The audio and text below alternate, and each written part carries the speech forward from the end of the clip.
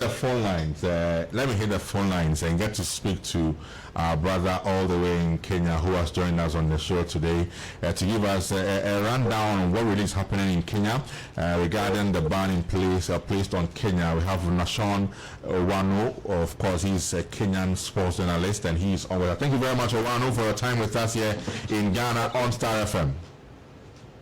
Hello, hi, how are you doing? We are doing awesome. How about yourself? Everything is good. Great to have you. So, in the course of the week, we had news of FIFA placing a ban on Kenya and Zimbabwe as well for some government interferences. For those of you back in Kenya, can you remember us what exactly has been happening with the federation in Kenya that led to this ban imposed on it by FIFA? Wow, that's a very long question and a tough one because the results that we saw this week were just a case of boiling over of issues. So when FIFA announced that, that was like the final nail on the coffin. Because if you take if I take you a bit back in terms of where the whole problem started, we can look at it from before we have the election, because we have the re-election of the current, let me say the current FKF president who was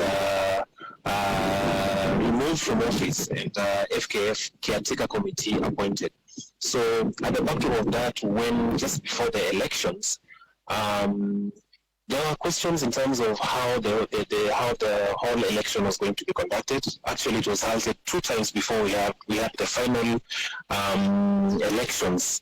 So when the elections happened and he was re-elected as the new president. So first things first, just when he was re-elected as the FKF president, there was the issue in terms of who was going to be running the league, because the body that was running the local league, which is known as the Kenya Premier League, is the one that was supposed to be running the league. So at the time as he was being re-elected, their contract had come to an end. So there was the whole of that conversation of which their contract was not renewed. So the FKF body took over the mandate of running over the league. And this one brought a lot of complaints from a lot of the clubs within. They are not happy that the federation was now taking charge of the game. So when he got elected, things looked a bit well. There was a partnership that came in, courtesy of a Nigerian betting company, that is BetKing, and StarTimes were the official broadcasting partners. But the past, say, 1 year has been very busy. BetKing withdrew their sponsorship from the league. StarTimes have also withdrawn their sponsorship, broadcasting sponsorship for the local league. So there's been a case of the teams not having, meaning that the federation is fighting them, So there's been a lot of back and forth. Also, you understand, in most of the teams generally, when the national team is not performing well, then the government in one way or another has to be involved. So that is one of the issues that probably contributed to where we are. That was just a bit of a backdrop or background to what has brought us to where we are at the moment. And so how come the federation could not get things clear, could not handle things, and it's got itself into the situation of now FIFA coming in and imposing the ban? Sorry? So I'm asking, with the situation and the background story you've given me, why was the federation unable to really handle this in the best of ways and allowed it to go this bad for FIFA to come in and impose this ban on the federation and the whole of Kenya? The issue generally is because, you see, when the current federation, let me say the disbanded federation, was removed, the government appointed an FKF caretaker committee. So that is the one that was, the government recognizes as the one that is in charge of running the local league. So they are the ones who, according to the government, that are the ones that are running the local league. But you see, that has been the issue with the FIFA. You remember just at the onset of that was in late last year, I think around November, when the Secretary General had a meeting with the Cabinet Secretary for Sports, and they asked the Cabinet Secretary for Sports after disbanding the body to reinstate it, but the Cabinet Secretary was adamant and was like, we're not going to reinstate the body. So you see, the bone of contention here is the government recognizes the body that they have appointed, which is the FKF Caretaker Committee, as the one that is running the league and supposed to be handling matters football in the country. But then FIFA recognizes the disbanded FKF body. So see, like what happened, say 2 weeks ago, was the CEO of the disbanded body sent a letter. Sent a letter to CAF saying that Kenya was not ready to hold qualifiers for the Ocon tournament. And if you look at it, it makes sense because they have been locked out of office ever since they were disbanded. So the contention here is, who is the one who's supposed to be communicating to FIFA? So there's a bit of issue there, and FIFA is like, probably the government knows what it means. So as it stands right now, looks like FIFA is still recognizing the team that was disbanded, that was elected in 2020 as the one that is supposed to be running the league. So that is where the bond of contention is at the moment.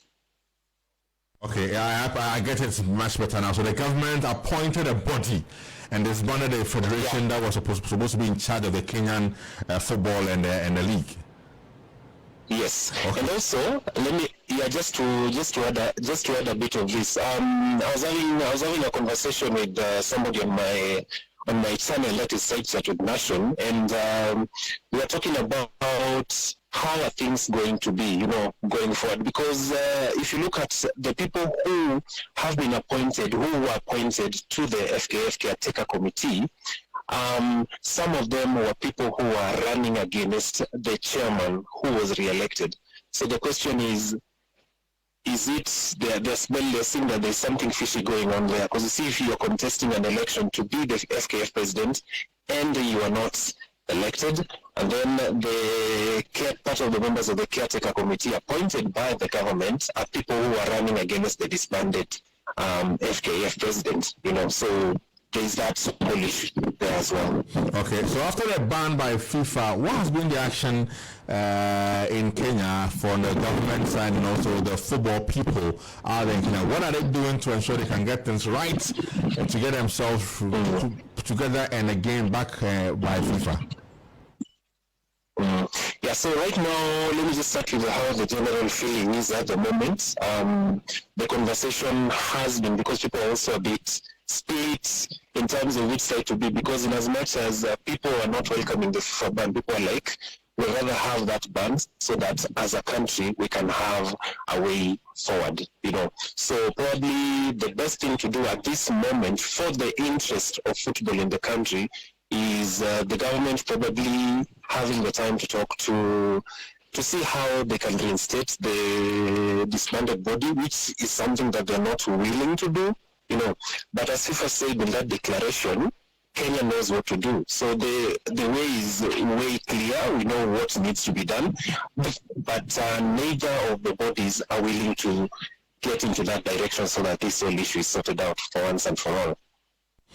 Okay, we'll monitor the situation and we'll see how things do pan out for Kenyan football. Thank you very much for your time with us today on Starr FM here in Ghana. Sure, man. Thank you so much. Thank you very much. Nashon Awano is a friend and a colleague of ours in Kenya, and he joined us on Starr FM with a report on the situation in Kenya regarding the ban imposed on Kenya and the Federation by FIFA anyway. Our issues and our games. Bilbao, like we were saying, Bilbao in action. But let me first of all read a few comments I have in here from our brother Nixon, who is listening in from Tema. And he says this. It's sort of saying which country you come from should fall at the basis before one can sponsor an entity. Politics is part of football. Or for that matter, sports in the world. Trying to separate it will be